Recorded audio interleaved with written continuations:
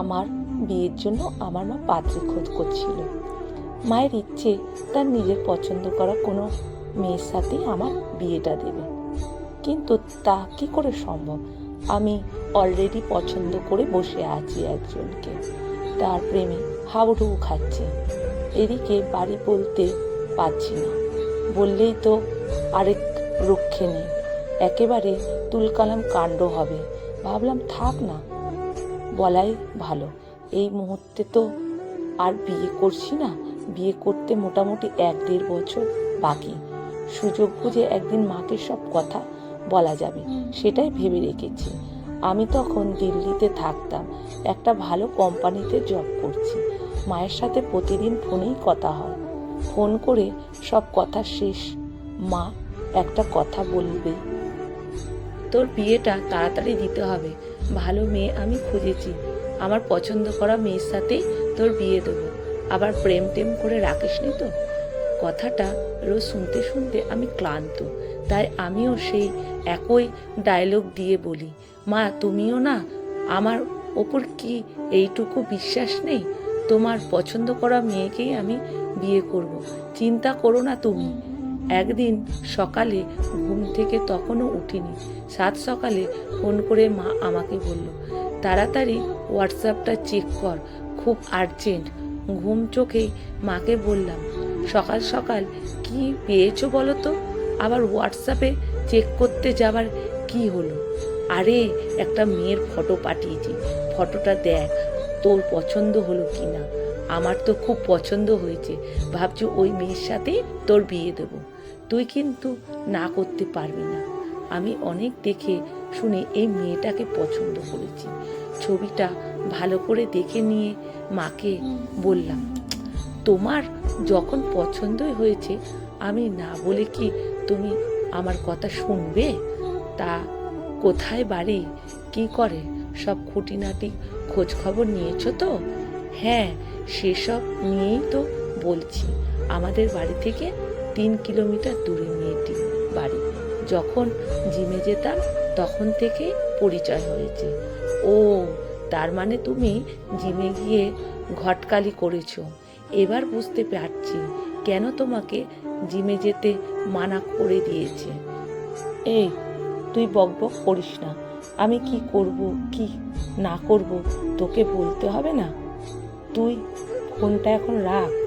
কথাগুলো বলেই মা ফোনটা কেটে দিল। আমিও আর না হেসে থাকতে পারলাম না।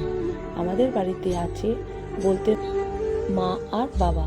আমি আমার বাবা মায়ের একমাত্র ছেলে, কর্মসূত্রে বাইরে থাকি। মা নিজের শরীর স্বাস্থ্যের দিকে একদম নজর দেয় না। চেহারাটা বেশ ভারী হয়ে যাচ্ছিল আগের থেকে। নিজে খাওয়া দাওয়ার ব্যাপারে কোনো কন্ট্রোল নেই। বাবা বললে বাবার কথা তো শোনেই না। মা আসলে নিজের বাড়িতে নিজেই হোম মিনিস্টার।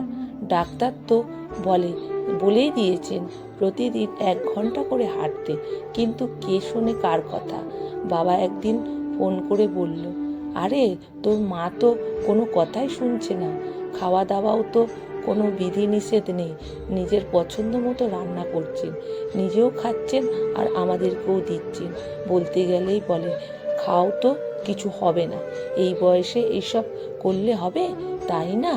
বেশ বলেই ঝামেলা, তুই একটু বুঝিয়ে বল তো। বাবাকে বললাম, বেশ ঠিক আছে, আমি মাকে বুঝিয়ে বলছি খাওয়া দাওয়ার ব্যাপারে কন্ট্রোল করার কথা। মাকে বলতে গেলে আমাকে 2টো কথা শুনিয়ে দেবে। তো আমি প্ল্যান করে মাকে বললাম, তুমি জিমে ভর্তি হয়ে যাও, কারণ তুমি তো হাঁটাহাঁটি করবেই না, তবু জিমে ভর্তি হলে শরীরচর্চাটা হবে আর তুমি নিজেও ভালো থাকবে। আমার কথা মতো মা জিমে ভর্তি হয়েছিল। ওখানে গিয়ে মা কাজের থেকে অকাজ শুরু করলো বেশি। মাস দেড়েক পর জিমের জিমের ট্রেনার ছেলেটি আমাকে ফোন করে জানালো, দাদা কাকিমার এই জিম টিম করে শরীর চর্চার বদলে অন্য চর্চায় বেশি হচ্ছে। অন্য চর্চা বলতে? আরে দাদা, কথাটা খারাপভাবে নিও না, কাকিমা এমনিতেই ভালো মানুষ, তাই কাকিমার সাথে সবার বন্ধুত্ব হয়ে গেছে। প্রতিদিন জিম সেন্টারে ঢোকার আগে একটা সিঙ্গারার দোকান থেকে গরম সিঙ্গারা কিনে নিজেও খায়, আরও যেসব মেয়েরা আসে তাদেরকেও খাওয়ায়। কাকিমাই সব থেকে সিনিয়র, তাই সবাই কাকিমাকে বলেই ডাকে। তারপর একসঙ্গে বসে গোল টেবিল বৈঠকের মতো করে গল্প জমায়। 2 ঘন্টা গল্প করে তারপর বাড়ি ফেরে। এইভাবে জিমে এসে কোন দিন মোচার চপ, ভেজিটেবিলের চপ, সিঙ্গারা, একদিন দেখি মুড়ি মাখা বানিয়ে বেশ ভালো রকম খাওয়া দাওয়া চালিয়ে যাচ্ছে। আর তুমি বলো, কাকিমার বয়স বেড়েছে, এই বয়সে এইসব করলে তো হবে না। এইসব থেকে আমি কিন্তু কাকিমাকে বলে দিয়েছি, কাকিমা আপনার দুবেলা হাঁটাহাঁটি করাই ভালো হবে, জিমে এসে আপনার লাভ কিছু হবে না। সত্যি তো, জিমে গিয়ে শরীরচর্চা না করে ওইসব করলে তাহলে তো জিমে আসতে মানা করেই দেবে। মা জিমে যাওয়া বন্ধ করে দিল, তবে সে ভালো কাজটা করে এসেছে। ছেলের বিয়ের জন্য পাত্রী পছন্দ করে ফেলেছে। যাই হোক, মাস 6 পরে বাড়ি এলাম।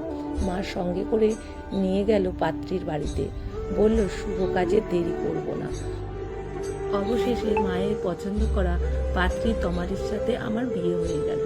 বিয়ের কিছুদিন পর ট্রান্সফার হয়ে আমি কলকাতার অফিসে জয়েন করলাম। তবে তমালির সাথে আমার মায়ের খুব ভালো সম্পর্ক, একেবারে 2 বন্ধু যেন। বিয়ের আগে থেকেই তো পরিচয় তমালির সাথে, মানে জিমে গিয়ে আর হবে নাই বা কেন। দুইজনেই তো খাদ্যরসিক। তমালি যেটা সব থেকে ভালো পারে সেটাই হলো সুন্দর সুন্দর রেসিপি বানানো। রান্না করার ব্যাপারে এক্সপার্ট তমালি, আর সেটা মায়ের পছন্দ। রবিবারে একটা ছুটির দিনে লাঞ্চ করতে বসেছি, বেশ মনের সুখে খেয়ে যাচ্ছি। মাকে বললাম, মুড়ি ঘন্টটা বেশ দারুণ হয়েছে তো, আর একটু হবে নাকি? মা হেসে বলল, কে বানিয়েছে দেখতে হবে তো।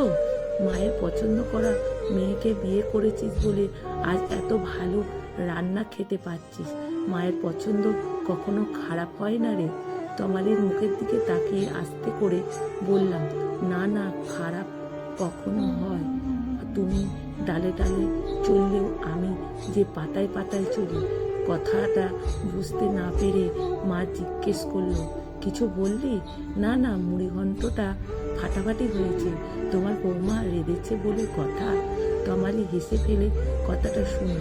তমালি বুঝতে পেরেছে আমি কি বোঝাতে চেয়েছি। তমালি মায়ের পছন্দ করা পাত্রী শুধু নয়, সে যে আমার পছন্দ করা পাত্রী, মানে আমার প্রেমিকা। গল্পটা তাহলে বলাই যাক। প্রেম করেছি এটা জানতে পারলে মা তখন ঝামেলা বাঁধাতো, তাই ফোন দিয়ে আটলাম। আমি প্ল্যান করে মাকে জিমে পাঠাই। তার আগে তমালিকে জিমে ভর্তি যেতে বলি। আমার কথা মতো তমালিও ভাব জমিয়ে ফেলে মায়ের সাথে। আমি শুধু তমালিকে বলে দিয়েছিলাম মা সিঙ্গারা খেতে ভালোবাসে, প্রথম দিনই গরম সিঙ্গারা খাইয়ে দিও, ব্যাস। তারপর আমাকে আর সামলাতে হয়নি। তমালি বাদবাকিটা সামলেছে। তারপর আর কি, আমার গল্প ফুরলো, নোটে গাছটি মুড়লো। তবে হ্যাঁ, বিয়ের পর থেকে তমালি মাকে সামলেই চলেছে। মা একমাত্র তমালির কথা শুনেই চলে এখনো। মায়ের খাওয়া দাওয়ার ব্যাপার অনেকটা রাশ টানতে পেরেছে তমালি নিজেই। আবার জিমে ভর্তি হয়েছে মা, সঙ্গে তমালিও। নতুন করে শরীরচর্চা করছে দুজনেই। তবে ফেরার পথে গরম গরম সিঙ্গারা খেতে দুজনের কেউই ভোলে না। সমাপ্ত রিপোর্টস। কলমে সরজিৎ ঘোষ, পাঠে অনিতা ভট্টাচার্য।